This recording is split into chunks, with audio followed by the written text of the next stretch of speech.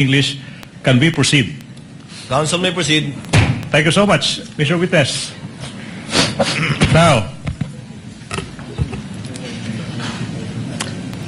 in what particular portion of the subject video did the respondent utter that she already contracted a person to kill the President, the First Lady, and the former Speaker of the House of Representatives? Are you done? Objection? Objection, Your Honor. Wow. Kindly state the objection, counsel, for response. Your Honor, the question is misleading. There was no mention anywhere before that the video mentioned that the killing of the President. To kill. Yeah, there's no mention in any testimony earlier. There's no mention that that video. Your Honor, again, with all respect, the records will bear me out. Bases have been more than complied with. This witness mentioned many times over that the subject of the investigation is the statement of the Vice President that she already contracted a person to kill the President, the First Lady, and the former Speaker. There's no basis for the objection, Your Honor, please. Your Honor, may I ask for a readback? He was the only party who said that, Your Honor. Not Kindly use the third party in referring to opposing counsel. Yes, Your Honor. If I may, Your Honor. May I ask, Your Honor, for a... Let the counsel for defense finish his statement. May I ask, Your Honor, for a reading of the transcript, as the witness, to my recollection, never mentioned that the Vice President did those things. All right. If I may, Your Honor, please. Counsel, kindly lay the basis. Yes, Your Honor, please. Now, Mr. Witness, you said that your office, the NBI, conducted an investigation for a statement made by the Vice President noong Nobyembre 23, taong 2024. Naalala mo yun? Objection, Your Honor. Oh. Your Honor, please. What is the basis of the objection? Your Honor, it's leading. Your Honor, please, if I may, Your Honor, please. You remember. Leading, Your Honor. If I may, Your Honor, please, I'm just giving in to what the defense wants. The record will bear me out. This witness mentioned so many times over that he investigated the statement of the Vice President uttering that she already contracted a person. The whole nation is listening. The chair will Your make Honor, a ruling. so many words leading. The chair will make a ruling. The objection is overruled. Earlier, chair noted, I have it in my notes, that the question was propounded by counsel with respect to the 11/23/24 incident that was the subject matter of a digital forensic examination by the witness pertaining to the former Vice President. That was the instance, if the counsel will recall, that counsel for the prosecutors asked the witness if he knew who the Vice President was. So the objection is overruled. Witness may answer. Your Honor, may I state for the record, my objection is on the part of the question where he said that the Vice President hired someone to kill the President, the First Lady, and the Speaker of the House, not on the identification of the Vice President. Noted. Court already made a ruling. Witness will answer. Mr. Witness, naalala mo ba yung tanong? Can you repeat the question, Okay, sir? now. Kindly repeat the question, counsel. In what particular portion of the subject video in that online media conference of the Vice President did she utter that she already contracted a person to kill the President, the First Lady, the former Speaker? In what portion? Objection, Your Honor. What is the objection? Your Honor, this honorable court already ruled on this question. The discussion later on was on the leading question made by the prosecutor. If you recall, Your Honor, this honorable court said, prosecutor, please lay the foundation, the basis for your question. Your Honor, please, if I make a response. The presiding officer will ask the witness. Mr. Witness, out of the 2 or more so hours of video that you downloaded, do you know if at all the timestamp that pertains to any statements made by the Vice President pertaining to any of the allegations in the articles of impeachment, particularly Article 4, the subject matter of this case, in relation to alleged threats made by her in that video? Yes, Your Honor, but may I refer to my investigator's note, Your Honor? You may do so. Senator Cayetano is recognized. The presiding officer. Alan Cayetano. Sorry, May I know from the records, is this the first time that the witness mentioned that the Vice President uttered threats against the President, the former Speaker, and the First Lady? Your Honor, if I may, there was if no it's mention at all. No, yes. Sorry, apologies. No, because if it's the first time, precisely the rule says that you cannot allow leading questions.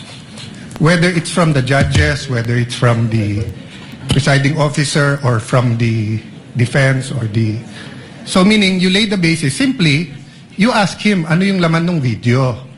Pag binanggit na niya, na may ganito sa laman ng video, then you can ask him na directly what part. So, all of us want to expedite it, but let's follow the rules.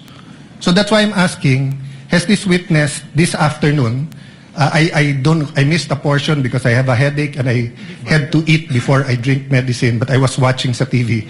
But hindi ko pa narinig na sinabi niya to. Kasi kung hindi pa niya sinabi, Mr. Presiding Officer, can we just follow the rules and just lay the basis, ask him kung ano laman ng video, let him testify, tapos pag binanggit niya, then you can ask him, hindi na siya leading.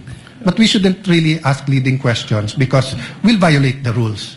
So excuse me, but I'll just be very particular when it comes to the rules, and it's not against any group. Senator Judge Cayetano, it will take some time before we can quote-unquote appeal to the records. I'm trying to have them get it. But in lieu of that, that's why the chair tried to intervene. Can counsel kindly lay the basis for the witness to be able to identify the timestamp portions of the 2-hour video? All right, Your Honor. Counsel for the prosecutors may proceed. This will be quick. Mr. Witness, you said that your office conducted an investigation on the statement made by the Vice President dated November 23, 2024, correct? Objection, Your Honor. Leading. Your Honor. Your Honor, he's not on direct. He's Overruled. Witness may answer. Yes, sir. Now, tanong, ano ba exactly yung sinabi ng Vice President nung araw na yan, November 23, 2024? Objection, Your Honor. Well, I'm not yet done. Well, Your Honor, the pauses of the prosecution are very confusing. Kindly let the counsel for the prosecutors finish his question Precisely, before Your you Honor. object. May I Counsel ask for the also prosecutor may proceed. may I ask, instead of this, Your Honor, may I ask that the Honorable Court direct the witness to allow me to object before answering? Because No. precisely the questioning of the prosecutor is there are many pauses, which it's confusing if he's done or not. Counsel, witness even on occasion forgot what the question was because he did not respond to the question of the prosecutor. Yes, Your Honor. So I just Court will make sure of that. Thank you, Your Honor. So kindly finish your question. Yes, if you want so- to state it again, counsel for the prosecutors. Maybe it's the tone. No? I'll be quick. What particular statements of the Vice President on that day did you investigate? Objection, Your Honor. Vague. Your Honor, please. Counsel for respondent, a bit of patience. Let the counsel Yes. finish. I don't think he's finished. The question is done. What particular statement on that day did you investigate? How is that leading? Objection, Your Honor. Vague. Okay, Not Your Honor. leading. Your Honor, please. Can I didn't address say to that, leading. Your Honor, please. Can I? What was Whether- counsel, what's the basis of the objection? Vague. All right. I will It's a indulge. 2 hour Your Honor, please. 36 I will 26 indulge, minute Your Honor, video, Your please. Honor. I will indulge. I will add these two phrases. It will never be. It will never be that. Now, Mr. Witness, what statements did the Vice President utter on that day, if any? Your Honor, Whoa. same objection. There's a Your Honor, 2 hour 26 minute. What? Let the does he witness mean? answer. Counsel, this 2 hour and so minute video was done on the same day. Yes. Correct, Your Honor. But the question must be given with particularity. If the witness knows, witness may answer. Answer. Witness will please answer. Can I refer for my notes to identify the exact statement because I might said a statement that's not part of the actual statement. Presiding officer will allow the witness to refer to his notes to refresh his memory. Go ahead, Mr. Witness.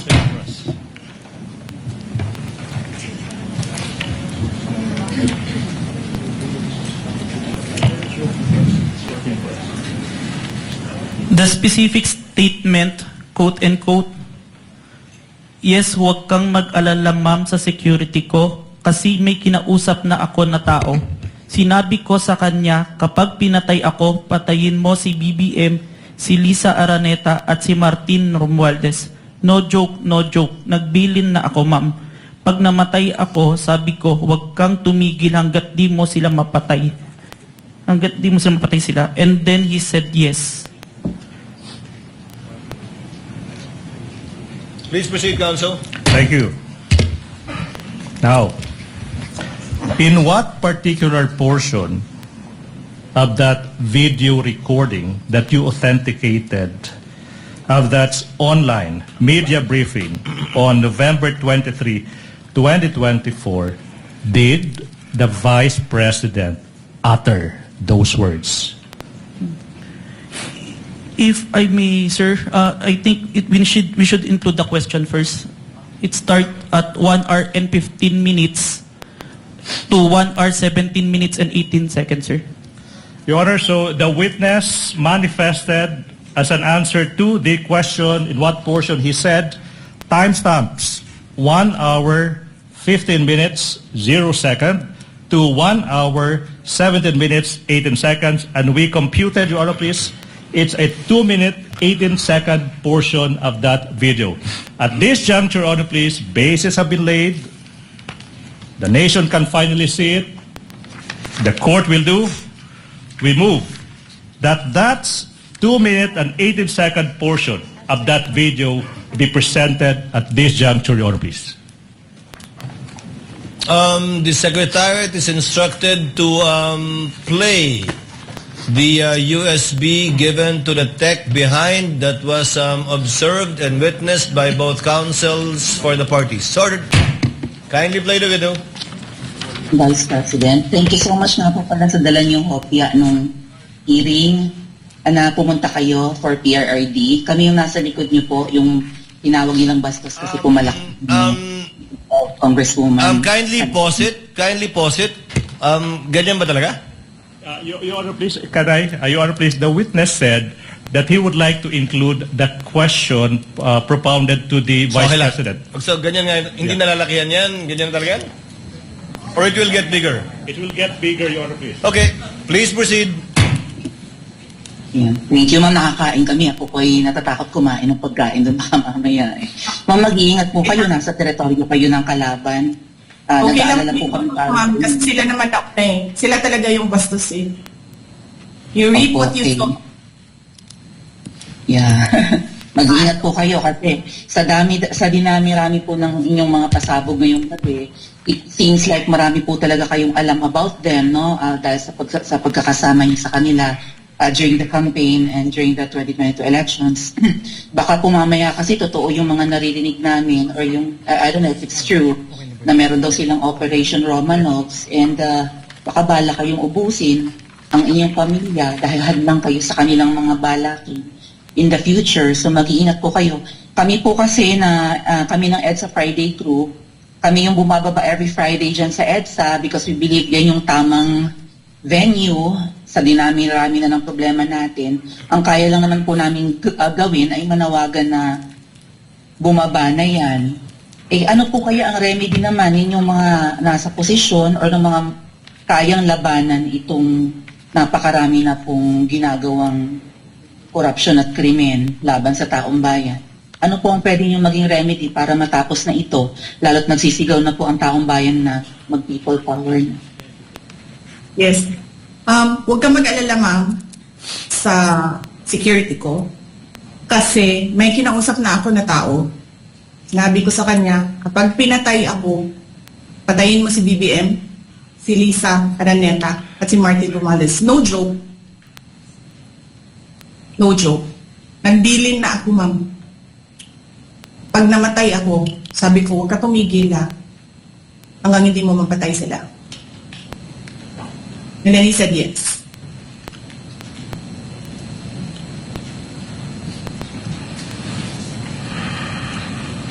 That's the end of that 2-minute and 18-second portion of the video, Your Honor, please. Pwede ba kita magpadayon? Can we continue? Counsel may continue, may proceed. Now, Mr. Witness, what relation, if any, does that video that you viewed with the video you mentioned earlier of the Vice President uttering that statement? It is the portion of the video that I authenticated, sir. Okay. Let's continue. What happened next, Mr. Witness, kung meron man, after mong ma-authenticate yung subject video na yan? Our team conducted an open source investigation to identify previous statement of the Vice President that had similarities to the November 23, 2024 video, sir. Okay. Now, sinabi mo that your team conducted yung tinatawag mong open source investigation for any prior statements made by the Vice President against President Marcos Jr. and his family members. Yung tanong nga, ba't kailangan pa mag-conduct ng open source investigation for any prior statements na ginawa, kung meron man, ng Vice President against laban kay President Marcos Jr. at saka yung pamilya niya? As part of our standard procedure, sir, kailangan namin makita yung full context kung bakit ito nagsimula. Kaya nagtingin kami ng mga prior statement made the Vice President against the President and the family. Alright. Now, ano ba yung naging resulta, kung meron man, sa naging open source investigation nyo, Mr. Witness? We identified a video, October 18, 2024, an online press conference held by the Office of the Vice President, sir. Now, ano ba yung nakita nyo, kung meron man, sa naging press conference ng Vice President on October 18, 2024? There were similar statements uttered by the Vice President against the President, sir. So sinasabi mo na on that October 18, 2024 press conference, may mga nasabi din na mga statements yung Vice Presidente laban sa President. Yung ba sinasabi mo, di ba? Yes, sir. Now, yung tanong is, ano ba yung naging mga parehong statements ng Vice President sa araw na yan, October 18, 2024? To said the exact statement, may I refer to my investigator's notes, sir? Move, Your Honor, that this witness be allowed to peruse his notes to answer the question as to ano ba yung naging exact statement ng Vice President on October 18, 2024, Your Honor, please. Witness may confer with his notes.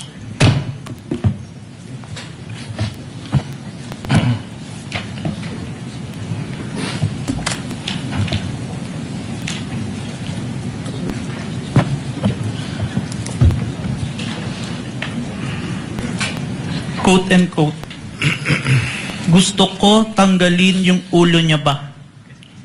I just imagine myself cutting his head. Wait, so sinabi ng Vice President, gusto kong tanggalin ng ulo niya, I imagine myself cutting his head. Now, ano pa yung naging statement, kung meron pa? So doon, na-realize ko, toxic na, di ba? Ganyan na yung imagination mo. Sinasakal mo na yung tao. And then, I said, this is over. Alright. Kung meron pa, ano pa yung naging statement ng Vice President sa araw na iyan? Hindi marunong maging presidente ang nakaupo. Kasalanan ko ba yun? Kung meron pa, ano pa yung naging statement ng Vice Presidente sa araw na iyan? Hindi ko alam. Pero isang beses, sinabihan ko talaga si Senator Amy. Sabi ko sa kanya, kung hindi kayo tumigil, huhukayin ko yung tatay nyo, itatapon ko siya sa West Philippine Sea.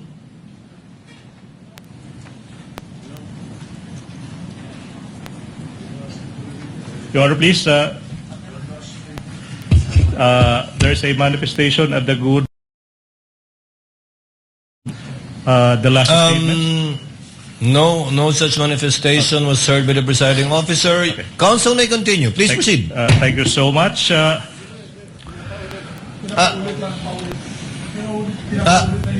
Kindly stated for the record, Senator Judge Soto. Apologies from the presiding Thank you. officer. I did not get the exact words that were uttered during the last statement. Will the witness kindly repeat his answer to the last question propounded by counsel for the prosecutors? Yes, Your Honor. Hindi ko alam. Pero isang beses, sinabihan ko talaga si Senator Amy. Sabi ko sa kanya, kung hindi kayo tumigil, huhukayin ko yung tatay nyo, itatapon ko siya sa West Philippine Sea. Huhukayin. May proceed, Your Honor, please. Counsel may proceed. Ano pa yung naging mga statements kung meron pa ng Vice Presidente sa araw na iyan? Last statement, kung presidente nyo siya, okay lang. Ako hanggang vice president lang ako. Hanggang number 2 lang itong bansa na ito. Wala itong number 1 para sa akin. Are these all the statements, Mr. Witness? Yes, sir. Now, proceed.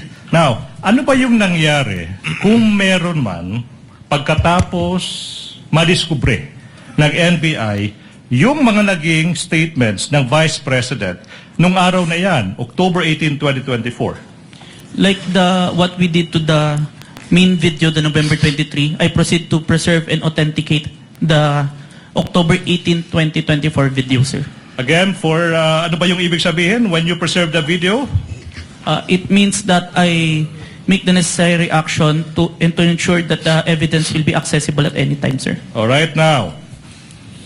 Ano ba yung ibig sabihin? After mo ma-authenticate yung video, ano bang ginawa mo kung meron pa? I saved the video on my laptop and on a flash drive, sir. Now, sinabi mo yung flash drive kung saan sinave mo yung mga video recording mo sa mga naging statements ng Vice Presidente sa araw na iyan. Now, kung yung flash drive na yan ipapakita sa iyo, ma-identify mo ba yan? Yes, sir. Your Honor, please, we are now in the process of confronting this witness with a flash drive that is previously marked as Exhibit P14-11, small letter A for the prosecution, containing the recording of the October 18, 2024 press conference of the Vice President identified by the witness that is previously marked as Exhibit P-4-11 for the prosecution. Permission to unseal the flash drive. You may do so. Thank you, Your Honor.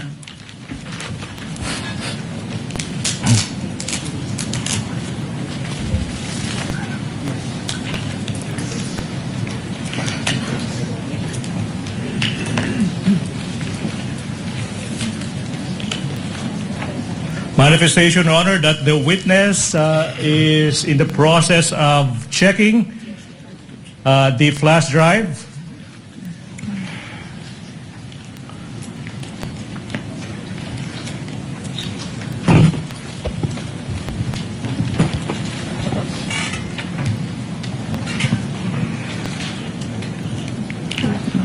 Question, Mr. Witness, what relation, if any, does that flash drive have with the flash drive you mentioned? This is the flash drive where I saved the recording, sir. All right. Now, okay. Now, Mr. Witness, you mentioned earlier that you authenticated the subject video by recording the same through open broadcaster software, and then you compared the contents of the recording and subject video. And you also said that you found out that the respondent said, etong sinabi niya, gusto ko tanggalin yung ulo niya. At saka, I imagine myself cutting his head. Do you follow? Yes. Now, Mr. Witness, in what particular portion of that subject video did the Vice President utter, gusto kong tanggalin yung ulo niya, I imagine myself cutting his head? Permission to refer back to my investigator's notes, sir. Witness may do so. Your Honor, may I approach the witness? Your Honor, may I approach the witness? Counsel may do so. Thank you, Your Honor. Stephen? For the first statement, timestamp 1 hour, 35 minutes, 57 seconds to 1 hour, 36 minutes, and 10 seconds. And on the part na, I just imagine myself, 1 hour, 36 minutes, and 52 seconds to 1 hour, 36 minutes, and 58 seconds, sir. Okay now. What about the statement that sinabi niya, so noon na-realize ko toxic na, di ba? Ganyan na yung imagination mo. Sinasakal mo na yung tao. And then I said, this is over. In what particular portion of the video did the Vice President utter that statement? From the authenticated video, timestamp 1 hour, 38 minutes, and 32 seconds to 1 hour, 38 minutes, and 48 seconds, sir. Okay. Now, what about the statement, hindi marunong maging presidente ang nakaupo? Kasalanan ko ba yun? In what particular portion of the subject video did the Vice President utter that? Timestamp 55 minutes, 26 seconds to timestamp 55 minutes and 37 seconds, sir. Okay. Now, what about the statement that I quote, hindi ko alam. Isang beses, sinabihan ko talaga si Senator Amy, pag di tumigil, huhukayin ko ang tatay nyo at itatapon ko siya sa West Philippine Sea. In what particular portion of the video did the Vice President utter those words? Timestamp 1 hour, 11 minutes and 28 seconds to 1 hour, 11 minutes and 42 seconds, sir. And finally, as to the statements, I quote, kung presidente nyo siya, okay lang. Ako hanggang vice president lang.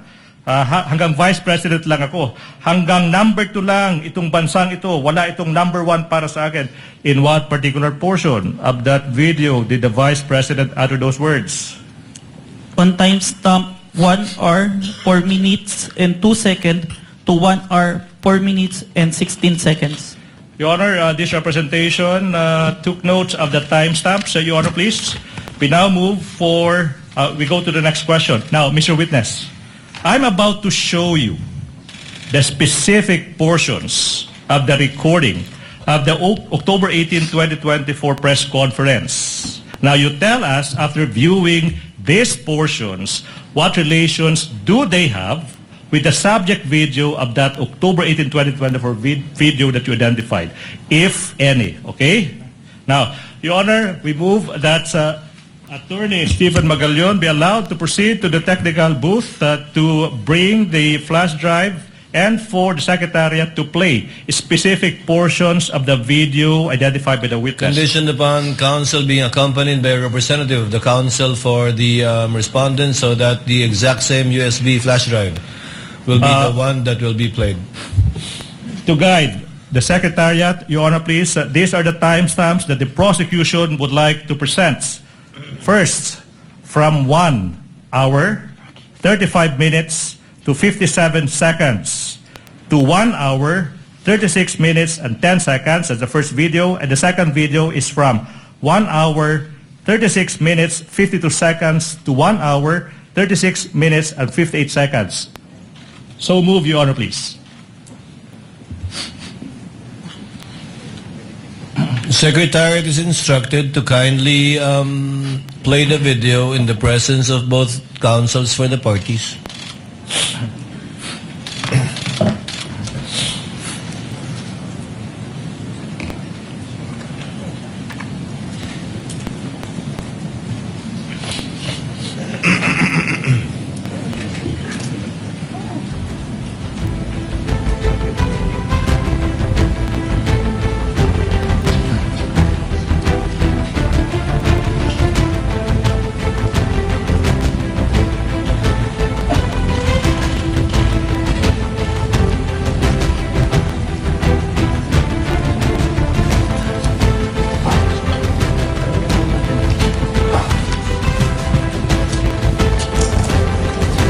So, ang galing yung ulo niya ba?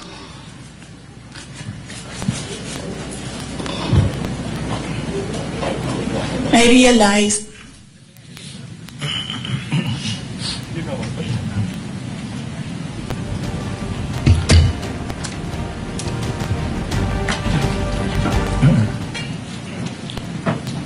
And the second video, please.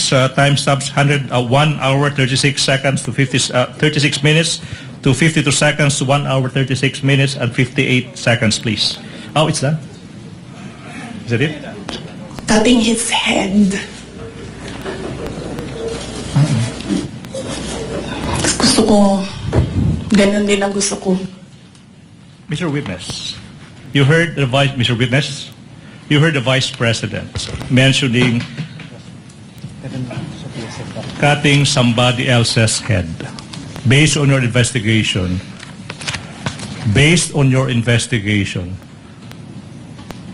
kaninong ulo ba yung nire-refer ng Vice President na gusto niyang tanggalin? The President, sir. Ulo ng Presidente. Yes, sir. Mr. President, you also mentioned timestamps 1 hour 38 minutes to 32 seconds and 1 hour 38 minutes to 48 seconds. May we have that specific portion be played?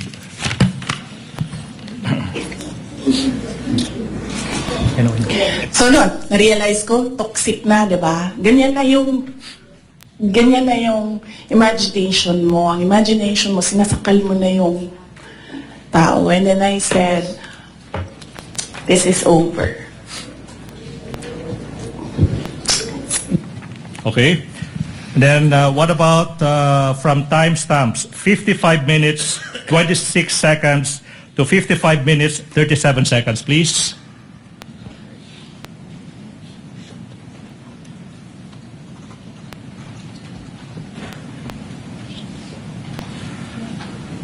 To elaborate po.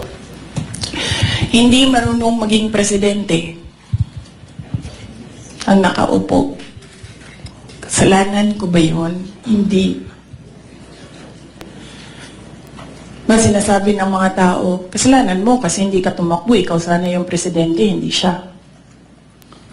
But then I said, maaga ako nagsabi na hindi ako tatakbo for president. May madaming mga...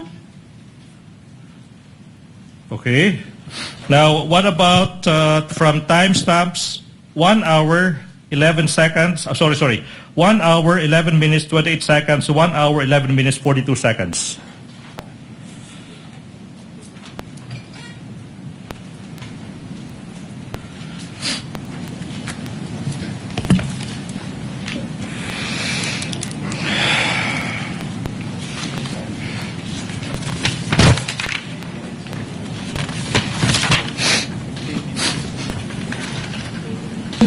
Hindi ko alam.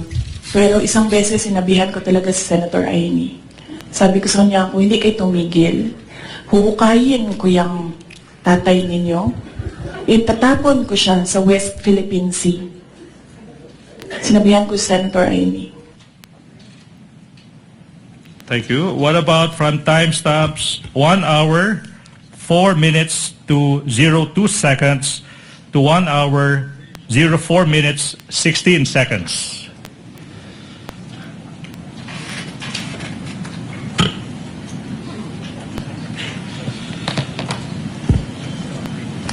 Ay hindi. Hindi ko na gusto. Kung presidente niyo siya, okay lang. Ako, hanggang vice president lang ako. Hanggang number 2 lang itong bansa na ito. Wala itong number 1 para sa akin. Yet, Okay. May proceed, Your Honor.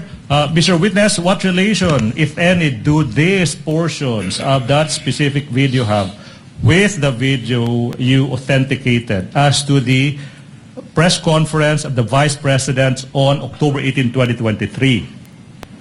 Those video presented were portions of the video that I recorded and authenticated, sir. Thank you so much. Mr. Witness, ano ba yung nangyari kung meron pa after you identified and authenticated the video ng Vice President on October 18, 2024?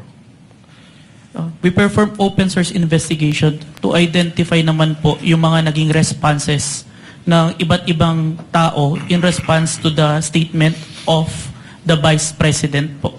Ano ba yung naging resulta kung meron man sa naging open source investigation nyo? We found that the President himself, the former Speaker of the House, and different governmental agencies made their statement po in response to the statement of the Vice President. So yung Presidente, yung Speaker, former Speaker of the House, saka yung mga sinasabi mong mga governmental agencies, nagbigay ng kanilang mga tugon sa mga nasabi ng Vice President. Now, ano ba yung mga governmental agencies na ito that you are referring to, aside from the President and the former Speaker of the House of Representatives? The Armed Forces of the Philippines, the Philippine National Police, the National Security Council, and the Presidential Communication Officer. Okay, now, nasabi mo na yung Presidente ay nag-issue ng kanyang statement in relation sa naging mga pahayag ng Vice President. Ano ba yung naging pruweba mo sa naging statement ng Presidente? I have taken a screenshot of the statement of the President on the official webpage of the Presidential Communication Office. And I also have a video recording which I authenticated wherein the President made such a statement, sir. Okay, so nasabi mo, isang screenshot saka isang authenticated recording ng Presidente. Now, let's go to that screenshot. Sino yung kumuha ng screenshot kung alam mo? I did, sir, and I used my laptop. Ginamit mo yung laptop mo. Ano ba yung ginawa mo kung meron man sa naging screenshot mo sa laptop mo? I first saved an electronic copy po nung screenshot. Now, sa saan na tong screenshot ng... Pinrint ko po. Ha? Pinrint ko po. Print mo. Now, saan na yung printout ng screenshot na ito? Sinabmit ko po sa Committee on Justice of House of Representatives. Now, kung yung printout ng naging statement ng Presidente, sinabi mo, titled, Message by President Ferdinand R. Marcos Jr. is shown to you, will you be able to identify the same? Yes po. I'm showing you now a printout of a screenshot of the statement from the President titled, quotes, Message from President Ferdinand R. Marcos Jr., and quotes, Your Honor, that is previously marked as Exhibit P-Roman numeral 4-12 for the prosecution through the website of the Presidential Communications Office. Now, question, what relation, if any, does this document have with the printout that you mentioned?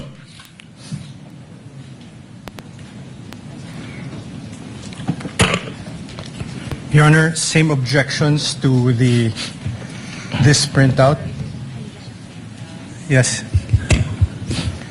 May I know the specific Your Honor, same objection? objections. There is on the right bottom portion of the Annex I, Annex P-U-12, 12A, and until 12B, there are marked certified true copies from the NBI signed Safira T, dated 4/10/26, Your Honor. Court made a previous ruling about this matter already, but the objection is duly noted. We submit, Your Honor. Thank you. Mr. Witness, how faithful, please?